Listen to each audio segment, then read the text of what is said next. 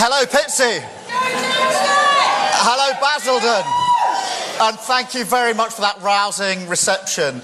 I'm Keir Starmer, Shadow Secretary of State for Exiting the EU, and I'm delighted to be introducing Jeremy this afternoon. I'm also equally delighted to be here with Emily Thornberry, the Shadow Foreign Secretary, Barry Gardner, the Shadow International Trade Secretary, and Baroness Smith of Basildon, Angela Smith, our brilliant leader in the Lords.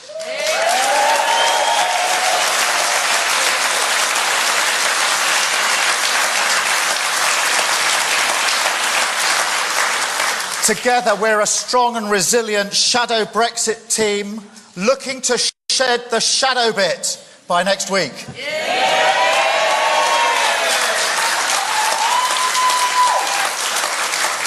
And can we have a round of applause, please, for our excellent local candidates, Byron Taylor and Katie Block.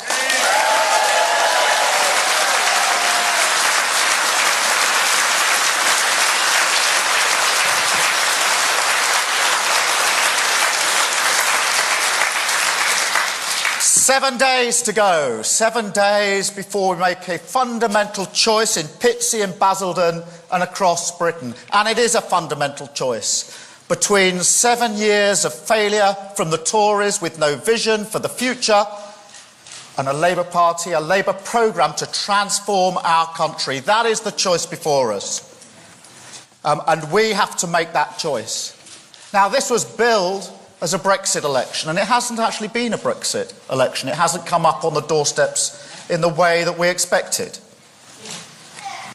But on one level, it has been a Brexit election because the campaigns and the way they've been run tell us everything we need to know about the Brexit negotiations and the likely outcomes if we vote Labour or we vote Tory. On the one hand, we've got Theresa May, who says she's got a Brexit plan, but just like her manifesto, one tug on the thread and all comes unravelled. You can't start a campaign tattooing strong and stable on your forehead, then you turn on your manifesto 4 days later, unprecedented. You can't parade as strong and stable and buckle at the first sign of pressure. You can't say you've got a strong team. You can't say you've got a strong team around you when you're isolated here and isolated abroad. And you can't describe yourself as strong and stable and then duck debate and scrutiny, something Jeremy hasn't done. He's been out there.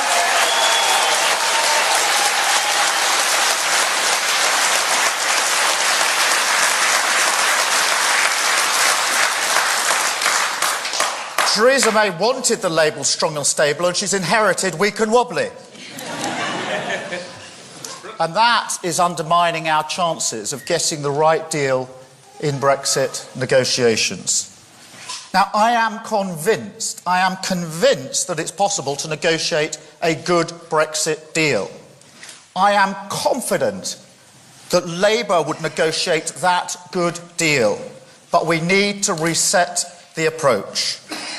We need a Labour approach with Labour values, led by Jeremy, supported by a strong Labour Brexit team with a clear sense of purpose, making sure that jobs and the economy always come first, that rights and environmental standards are protected, that people aren't used as bargaining chips, that there's no drop in our national security, and that we build a new strong relationship with our EU partners, not as members, but as partners. That future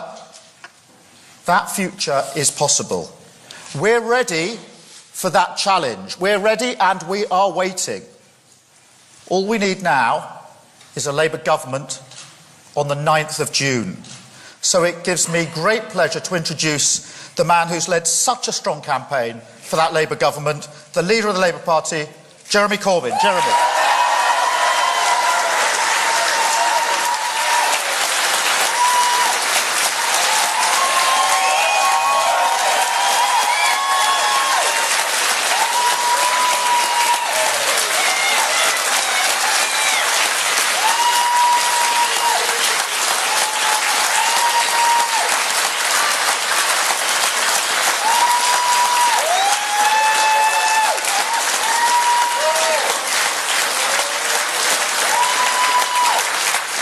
Thank you.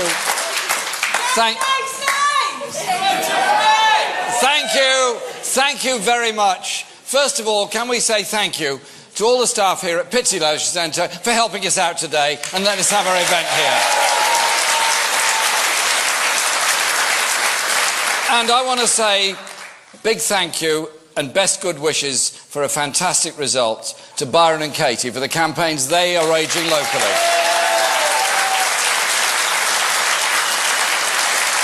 We need Labour MPs of their determination and their calibre to represent this area in Parliament.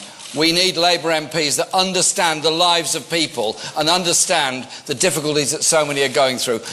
Byron and Katie are those to do it. Well done on your campaigns.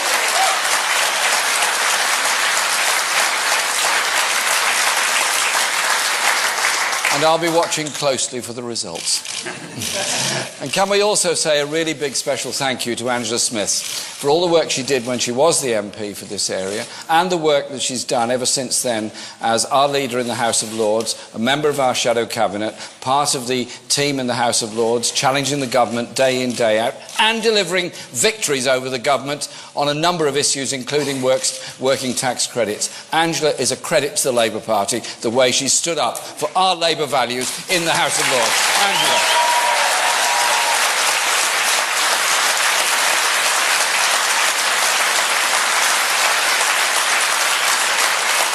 And thank you to all of you for coming here today and being here today. And thank you, Keir, for what you just said. And to our excellent Brexit team here today. Look at the intelligence and the competence that is there amongst those three.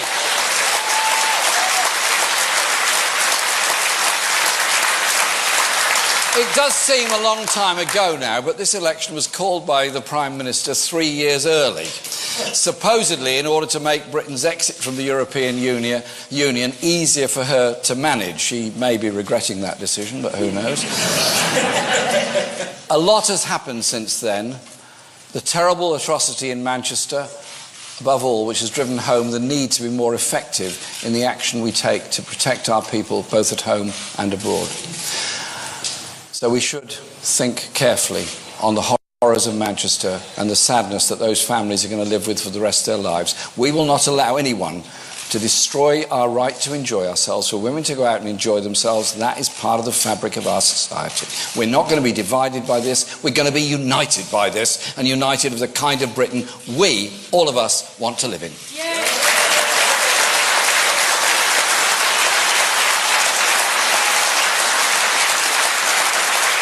And then we have the extraordinary meltdown of the Conservative Party's own manifesto within days of it being launched.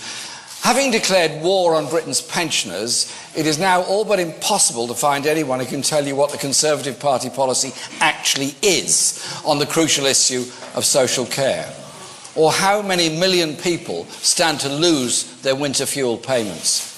The older generation is being reminded of a central truth in British politics. You can't trust the Tories. You can't trust the Tories with your pension, with your tax credits, with your personal independence payments, with your national insurance contributions. One U-turn and broken promise after another by this Conservative leadership has made that absolutely clear. At the same time, we've launched Labour's own manifesto, setting out our positive, fully costed policies on the funding of the National Health Service, scrapping university tuition fees, recruiting 10,000 more police officers, raising the living wage to £10, protecting our pensioners' incomes, building more than 1 million new homes, and much more.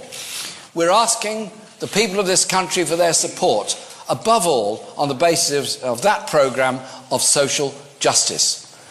But it's also right that we return to the issue of Brexit.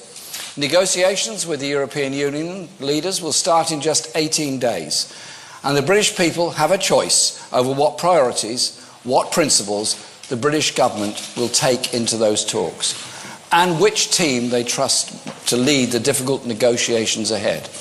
I am very proud to be joined here today by Labour's team of Brexit negotiators. Keir Starmer, Emily Thornberry and Barry Gardiner.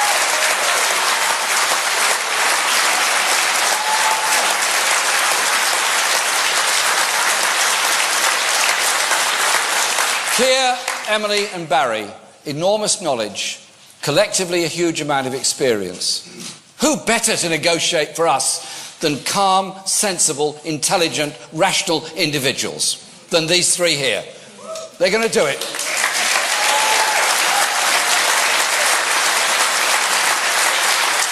They have the experience to get the best. We know the three Tories in whose hands Theresa May has placed our future. David Davis, Boris Johnson and Liam Fox. No. I don't do personal attacks. So let me just say that in Labour's Brexit team, there is no one who has fibbed to the British people about spending an extra £350 million a week on the NHS because of Brexit.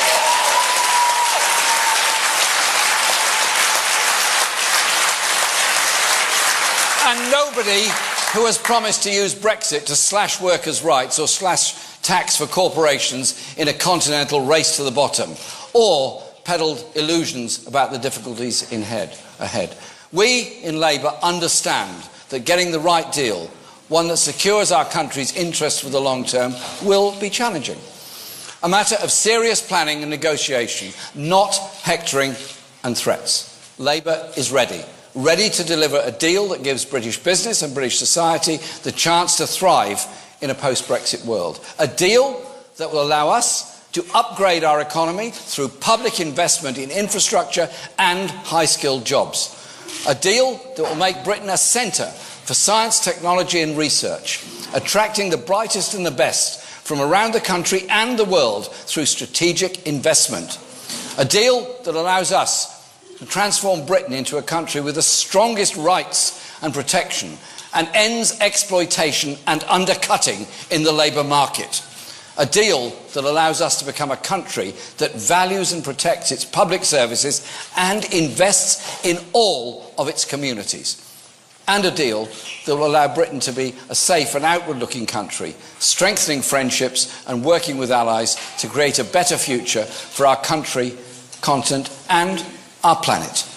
The Conservatives want a mandate for their Brexit plan, a plan that puts jobs and living standards at risk and threatens to turn our country into a low-wage, offshore tax haven.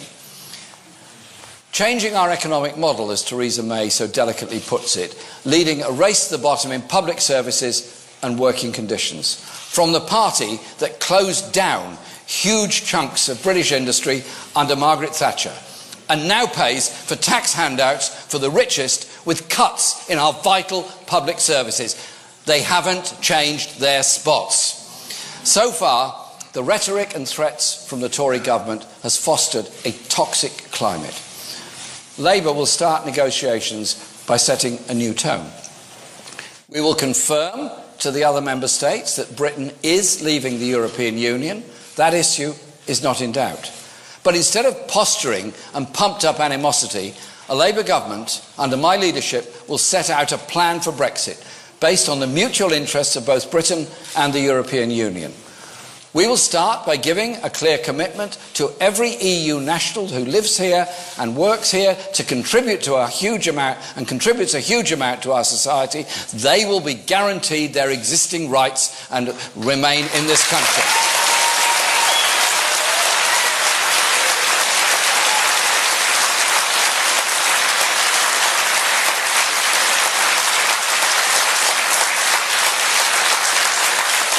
And it's clear through our discussions with European leaders that it would be the best way to secure reciprocal rights for British nationals living in other parts of the European Union. And I have written to colleagues in every single one of the member states asking them to ensure that British nationals living in their countries can remain there with exactly the same rights they enjoy at the present time, so that family life and family union isn't broken up by this decision. I think that's the sensible, decent, human way we should approach this issue.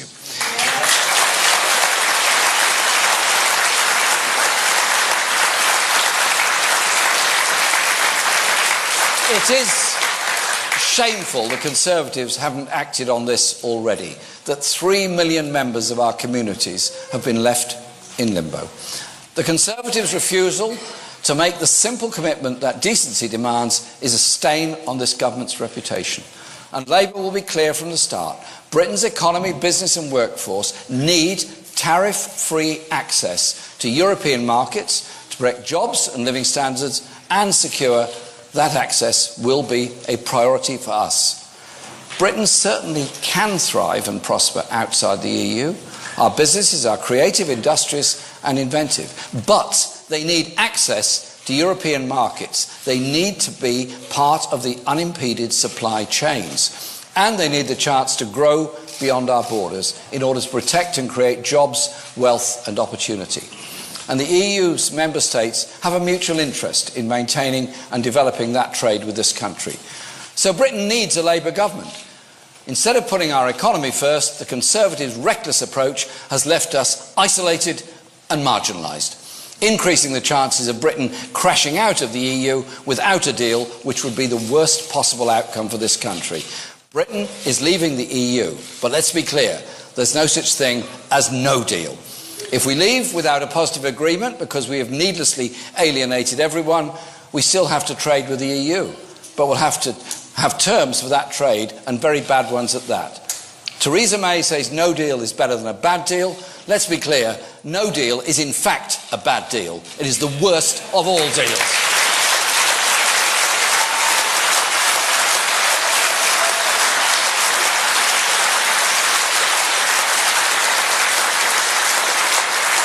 Because it would leave us with World Trade Organization tariffs and restrictions instead of the access to the European markets that we need.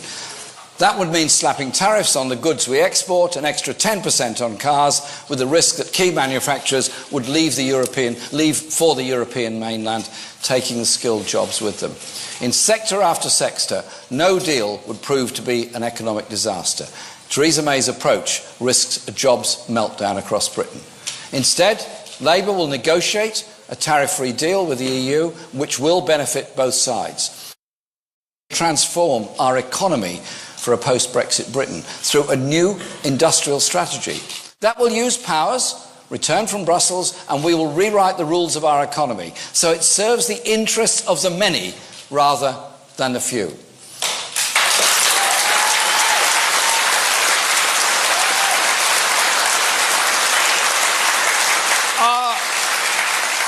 Our economy has become dangerously unbalanced, skewed towards London and the financial sector, while our once proud industrial communities have had to live through decades of barely managed decline.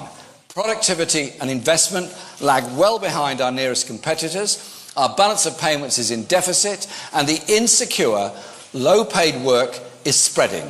Leaving the EU will make addressing these issues and weaknesses even more urgent. That's why a Labour government is vital, to take a more active role in our economy, working with employers and trade unions to fuel growth and deliver prosperity to every corner of this country, powered by our National Investment Bank and National Transformation Fund. Labour's industrial strategy will deliver the investment our economy so desperately needs. And our Shadow Business Secretary, Rebecca Long-Bailey, will be setting out more details of how our investment and transformation plan for Britain will be introduced tomorrow morning in York. Soon, we will no longer be members of the EU, but agreeing a deal that delivers the benefits of the European Single Market and Customs Union will be a priority for a Labour government. Leaving the EU will mean an end to the free movement of workers between Britain and Europe, so Labour's new rules for managed immigration from Europe will be fair and based on what's best for the economy and of all of our communities. We'll start with a package of strong labour market regulation measures which will stop the endless undercutting of terms and conditions by unscrupulous employers, often through agency recruitment, which has fuelled the most recent movements of low-paid workers to this country.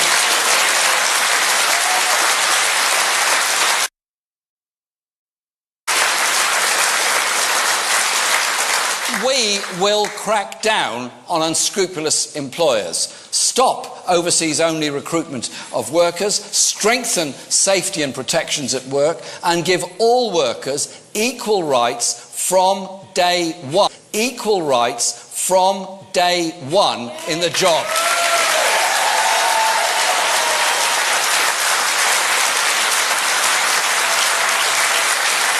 and increased prosecutions of employers evading the minimum wage. And for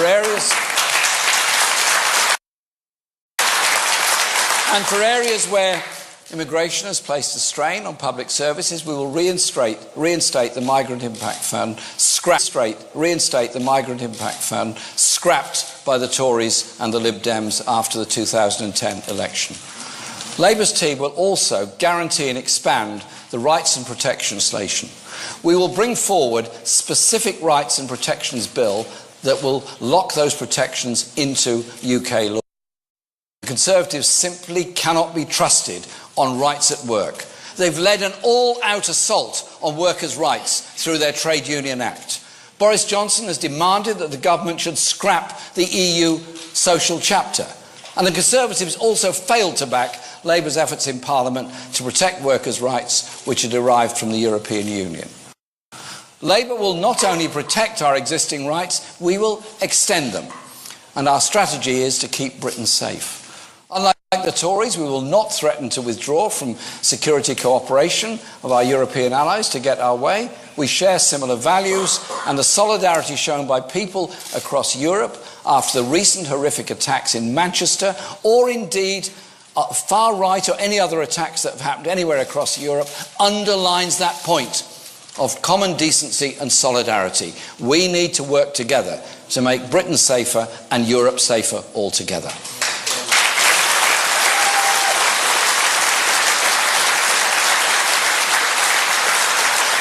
So, Labour will use Brexit negotiations to confirm our commitment to cross-border agencies such as Europol and Eurojust, and we will seek to continue to use the European arrest warrant. We will also hire 10,000 more police officers to make our communities safer, and an additional 1,000 people to help with our security services dealing with the threat of terrorism such as we saw in Manchester. Labour is clear that the safety of our citizens should never be used as a bargaining chip. The choice in this election is not Brexit or no Brexit. That has been settled. The choice is between a jobs-first Labour Brexit and a reckless Tory Brexit based on a race to the bottom in working conditions and corporate taxes. The choice is who you trust to fight for your future. A weak and wobbly Tory party, which can't even stick to its own manifesto commitments for a week, which always puts the wealthy and big business first. Or a Labour team with clear principles, proven confidence, which will put jobs, living standards and our common interest first. Yes. We have a plan to transform Britain into a high-skill, high-wage economy and build new trading relationships across the world. Build a fairer country that the millions who voted both Remain and Leave last year want to see.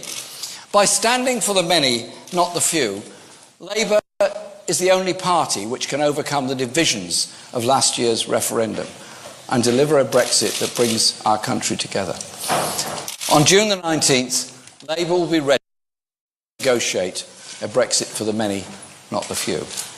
That's my promise to all of us here today and all of our country. I'd also say this. We have 1 week until the general election. Look around you in this hall today. We're young, we're old, we're black, we're white, we're gay, we're straight, we're disabled, we're not disabled. We are a microcosm of the whole country. And what brings us together?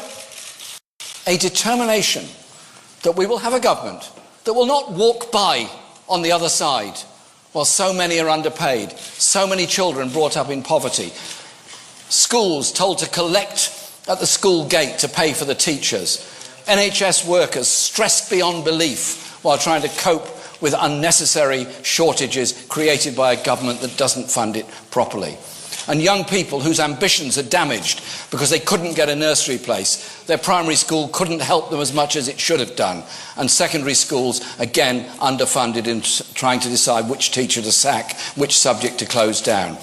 And students, ambitious for themselves and our community, wanting to go to university, frightened by the level of debt they will get into by going to university. It's time for a change in this country.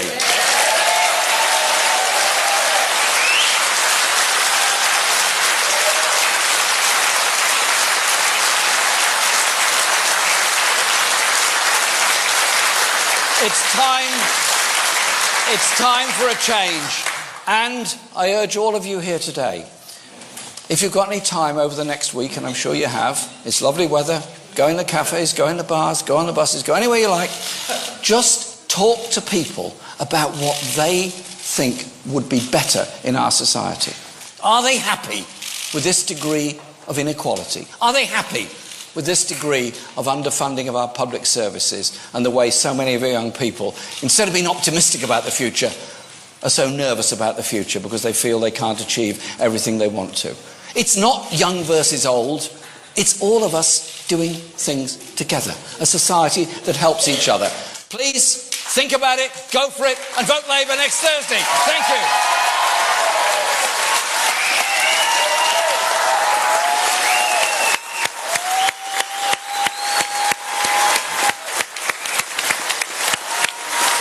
All the best to you. You're right.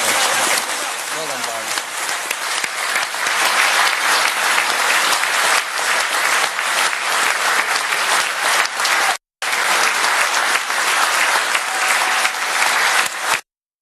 Well done.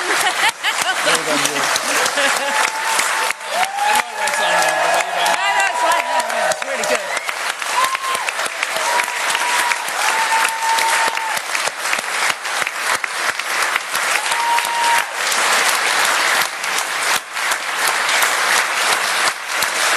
Okay, guys, sit down. Behave. Isn't that great? It doesn't have to be that way. It does not have to be this way. There is an alternative. We've got we've got a little bit of time, less time than I thought we were going to have, but to take some questions. It is hot in here. Can I congratulate particularly the youngsters in the room for being so good in this really hot room?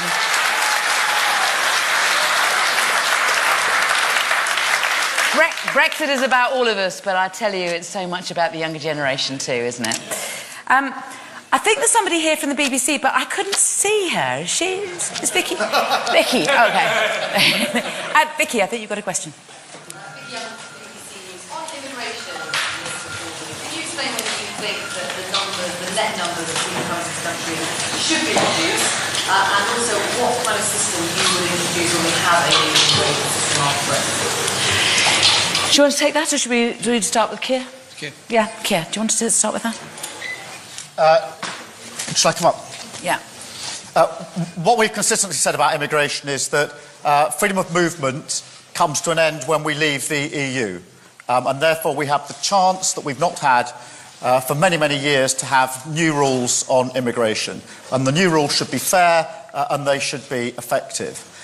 We are not going to set a number in the way the Tories have, because that is the wrong approach. We have said that the drivers of immigration, such as the skill shortage or exploitation, have to be dealt with, and that will lower the numbers because they're drivers of immigration. So the direction of travel is clear, but we're not setting an arbitrary limit. Thank you.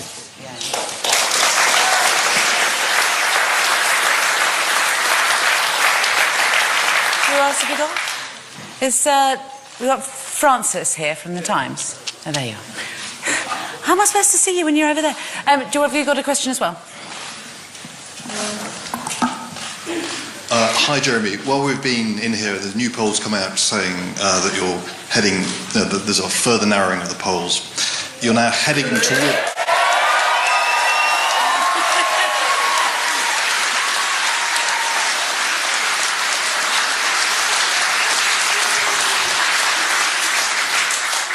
But you're only really on the edges of a hung parliament. Don't you owe it to people to be straight about the principles that you will use entering negotiations? How far are you prepared to go to keep Theresa May out of number 10? Would it extend to, for instance, asking Sinn Féin members to take their seats to the coalition government?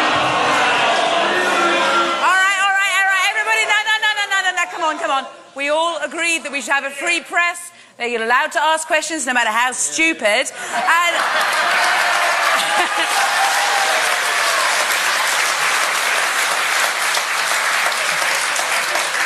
and shouldn't be booed. Sorry, Francis. That's all right. Which bits of the manifesto are non-negotiable? Well, it's a wonderful question. Thank you very, very much indeed. Unfortunately, I'm not sure my answer is going to be terribly helpful to you. Because first of all, I never comment on opinion polls, whatever they're saying. The only poll I'm interested in is the one next Thursday. And in this election, something very interesting happened. The cynics started this election by saying nothing can change, nothing can alter, nothing can happen. And do you know what's happened? Thousands and thousands and thousands of people have come into our campaign offices, met up with our candidates and got out there door knocking, donating small sums of money to the Labour Party. The average donation is £22. I suspect the average donation to the Conservatives is slightly more. Add a number of noughts to that figure. And there's a movement going on. 2 million more people, more than 2 million, have registered to vote who hadn't voted before. Many of those are young people. There's a mood out there about wanting something different.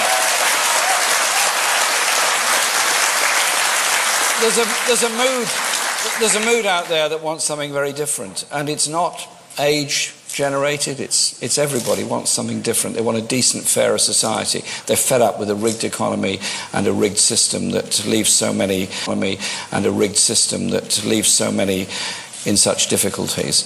And so we're fighting every constituency to win this election, to form a Labour government. We're not doing any agreements. We are fighting to win this election on a manifesto that I'm very proud of, because it will fundamentally transform. And that is what we're looking forward to doing on June the 9th.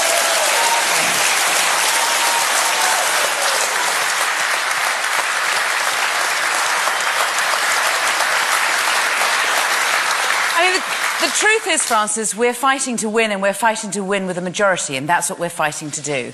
If we end up in a position where we're in a minority, we will go ahead and we will put forward a Queen's speech and a budget, and if people want to vote for it, then good, and if they don't want to vote for it, they're going to have to go back and speak to their constituents and explain to them why it is that we have a Tory government instead.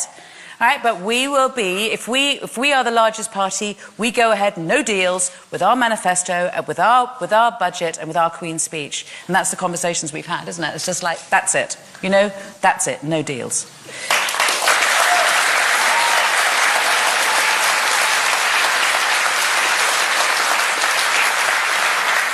We're very short of time, but can I take Rachel and Faisal? Yes, Rachel and then Faisal, and then perhaps we can just take...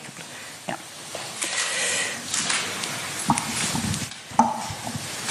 Thank you. Hello, Jeremy. Hi, Rachel. Just to be absolutely clear, given what we've just heard from Emily, if you're not the largest party, you have spoken a lot during this campaign about a less high and mighty, more listening style of politics. So, just to be clear, are you ruling out a coalition? And secondly, on Brexit, you've mentioned the more calm and rational approach your team would take. There's been a suggestion from Brussels, if there is a new team in place, they would be prepared to delay the start of negotiations. Is that a delay you'd welcome? Listen, let's be clear. We're fighting every election, every constituency in this election. That is the Labour Party's message. We've got a manifesto, we've got a programme, and we've got determined candidates fighting the whole country. We are fighting this election to win. And that is my message to everybody in this country. If you want a Labour government, vote Labour. That's the best way of getting it.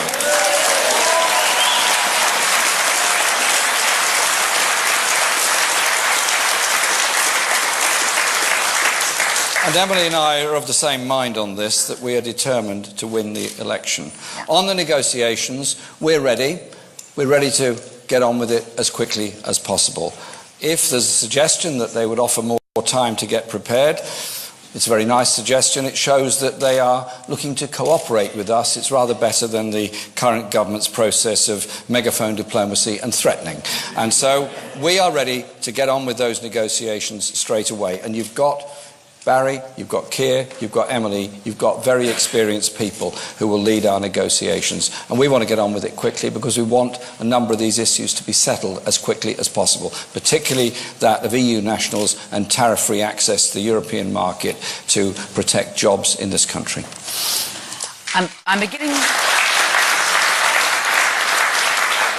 I'm beginning to get Labour Party people waving at me, so what I'm going to try and do is I'm going to try and take 2 or 3 questions, and then we'll just... So, Faisal, do you want to ask us? You've criticised, Jeremy, you've criticised the Prime Minister's approach to negotiation. If you are Prime Minister a week tomorrow, give us an idea, what would you say when you pick up the phone and talk to Angela Merkel? In fact, imagine I am Chancellor Merkel. What would you say that's actually different, and why would that be more effective in getting a Brexit deal? All right, no, let me just take a more. Is there somebody here from the Mirror, the Labour supporting Mirror?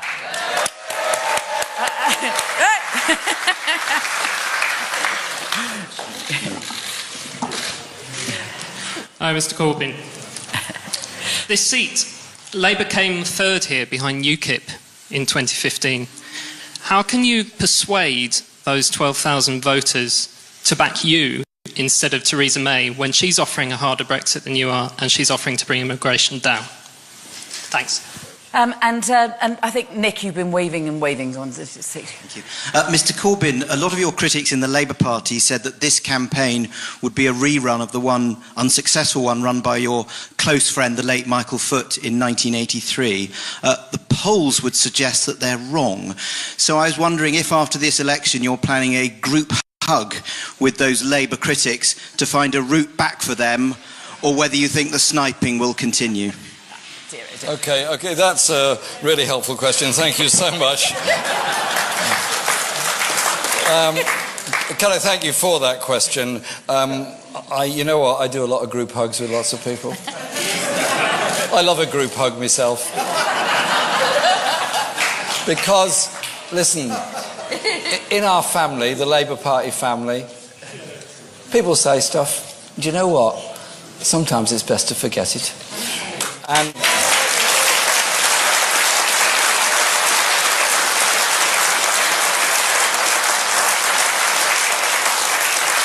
And go forward on the principles of our manifesto about rebalancing our society so that people and communities are not left behind. We don't ignore the homeless, we don't ignore those using food banks, we don't ignore those that are going through a really tough time, and we recognise the stresses in life that so many people have. A government that actually seriously wants to improve our sense of community and fund it properly by taxing 5% of the population and the big businesses a little bit more. 95% will pay no more at all. On your question about this constituency and those that have voted for other parties in the past, I simply say this. If you go into an election looking for somebody to blame and always blaming somebody else and not looking at solutions to problems, it doesn't take anybody very far at all. Our offer is of investment in our public services. Our offer is of investment in housing for all in this country. Our offer is improving our infrastructure. Our offer is of a high-wage, high-skilled, investment-led economy with social justice at its core, and unlocking the creative potential in all of us. That's why I'm very proud of one line in the manifesto on education, which says we will, in addition to all the things like free school meals in primary schools, we'll have a pupil arts premium so that every child in every school can learn music. That's our offer to the children of this country. So,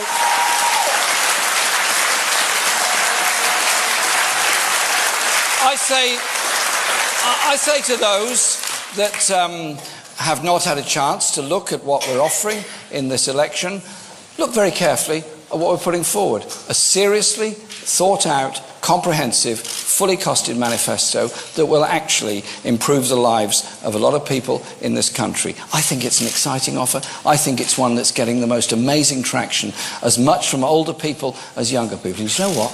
I'm looking forward to next Thursday. Yeah!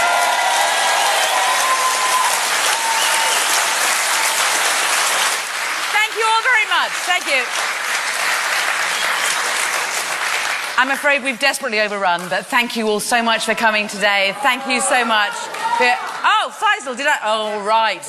I did not. Faisal Take didn't. one question. Oh, okay. There's what. Sorry. I'm pleading with Emily to give a question to the audience as well. Will you do that, you two? Yeah, no, go on then. Thank you. Thank you, Dave. Go on then, love. Mr. J. Said, You did ask a question. Known about 1,000 of Westminster Bank Holiday Monday in protest of the Tories' pledge to repeal the fox hunting ban.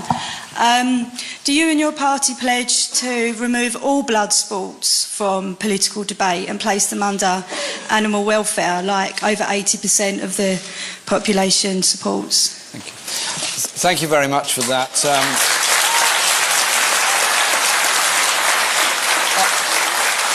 I grew up in rural Shropshire, and the first speech I ever made in my school was of the need to ban fox hunting, hare coursing, badger baiting, and even in those days, otter hunting.